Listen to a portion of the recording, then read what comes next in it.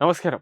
Russian president പുടിന്റെ സന്ദർശനത്തിനിടെ ഇന്ത്യയും റഷ്യയും തങ്ങളുടെ പ്രധാന പ്രതിരോധ പങ്കാളിത്തം കൂടുതൽ വികസിപ്പിക്കാൻ സമ്മതിച്ചിരിക്കുകയാണ്.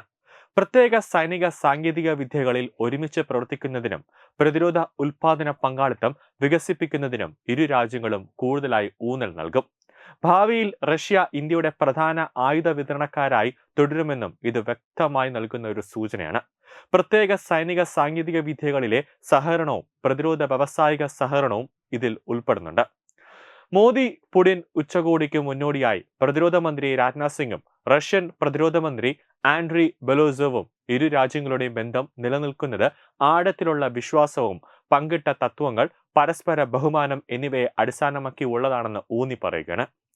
പ്രതിരോധ സഹകരണത്തിന്റെ നിലവിലുള്ളതും സാധ്യത ഉള്ളതുമായ മേഖലകൾ എന്നതിനെക്കുറിച്ചുള്ള ഒരു ഉടമ്പടിയിലും അവർ ഒപ്പുവെക്കുന്നുണ്ട്.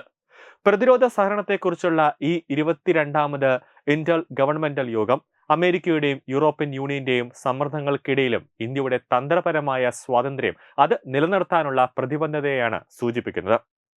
ഇന്ത്യയ്ക്കായി കൂടുതൽ S-400 വ്യോമ പ്രതിരോധ സംവിധാനങ്ങൾ, നിരവധി മിസൈലുകൾ, വ്യോമസേനയുടെ സുഖോയ് 30 MKI വിമാനങ്ങളുടെ നവീകരണം, ദീർഘദൂര R-37 RVV-BD മിസൈലുകൾ എന്നിവ ഉൾപ്പെടെ നിരവധി പ്രധാന വിഷയങ്ങൾ യോഗത്തിൽ ചർച്ച ചെയ്തതായി വൃത്തങ്ങൾ പറയുന്നുണ്ട്. കൂടാതെ നൂതന ബ്രഹ്മോസ് മിസൈലുകളുടെ സംയുക്ത നിർമ്മാണവും അതോടൊപ്പം തന്നെ വ്യോമ പ്രതിരോധ സംവിധാനങ്ങൾ വാങ്ങുന്നതും ചർച്ച ചെയ്യുന്നുണ്ട്. എന്നിരുന്നാലും S-500 സംവിധാനത്തിന്റെ വിതരണം ഇപ്പോൾ സാധ്യമാണോ എന്നത് പരിശോധിക്കുമെന്നും റഷ്യ സൂചിപ്പിക്കുന്നുണ്ട്. റഷ്യയുടെ 5ാം തലമുറ സുഖോയ് 57 യുദ്ധവിമാനവും നിർദ്ദേശിക്കപ്പെട്ടിട്ടുണ്ട്. അതേസമയം ആത്മനിർഭർ ഭാരത് സംരംഭത്തിന് കീഴിൽ പ്രതിരോധ ഉൽപാദനം വർദ്ധിപ്പിക്കാനും കയറ്റുമതി ശക്തിപ്പെടുത്താനും ഇന്ത്യ പ്രവർത്തിക്കുന്നുണ്ടെന്ന് രാജ്നാഥ് സിംഗ് പറയുന്നുണ്ട്.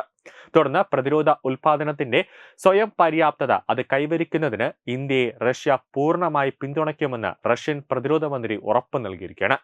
ഇതിനു പുറമെ യുക്രൈൻ യുദ്ധം ഇന്ത്യക്ക് നിരവധി പ്രധാന ആയുധങ്ങൾ എത്തിക്കുന്നതിൽ കാലതാമസം വരുത്തുന്നതും ചർച്ചാ വിഷയമായി മാറുന്നുണ്ട്. 2 S-400 സ്ക്വാഡനുകളും അഡ്വാൻസ്ഡ് ക്ലാസ് ആണവ അന്തർവാഹിനികളെക്കുറിച്ചും നേതാക്കൾ സംസാരിക്കുന്നുണ്ട്. S-400 സ്ക്വാഡൻ അടുത്ത വർഷവും അന്തർവാഹിനികൾ 2028 വിതരണം ചെയ്യുമെന്ന് റഷ്യ ഉറപ്പ് നൽകിയിരിക്കുകയാണ്. ഭാവിയിൽ 5 S-400 സ്ക്വാഡനുകൾ കൂടി വാങ്ങാൻ ഇന്ത്യ പദ്ധതിയിടുന്നുണ്ട്. കൂടാതെ പാകിസ്ഥാനുമായുള്ള സമീപകാല അതിർത്തി സംഘർഷങ്ങളിലെ അത് ഉപയോഗിച്ചവർക്ക് പകരമായി 280 പുതിയ മിസൈലുകൾ വാങ്ങുന്നതിനുള്ള അനുമതിയും ഇന്ത്യക്ക് ലഭിച്ചു. കൂടാതെ ഓപ്പറേഷൻ സിന്ദൂറിൽ ഇന്ത്യൻ വ്യോമസേനയ്ക്ക് വെല്ലുവിളി ഉയർത്തിയ പാകിസ്ഥാന്റെ ചൈനീസ് J-10 യുദ്ധവിമാനങ്ങളെയും PL-15 മിസൈലുകളെയും നേരിടാൻ ഇന്ത്യൻ വ്യോമസേന തങ്ങളുടെ സുഖോയ് വിമാനത്തിൽ R-37 മിസൈലുകൾ സജ്ജമാക്കാൻ പദ്ധതിയിട്ടിട്ടുണ്ട്. ഇക്കാര്യവും ചർച്ചയിൽ ഉൾപ്പെടുന്നുണ്ട്. ഇതിനു പുറമെ ബ്രഹ്മോസ് മിസൈലിന്റെ ദൂരപരിധി 800 കിലോമീറ്ററായി വർദ്ധിപ്പിക്കാനും പദ്ധതിയുണ്ട്.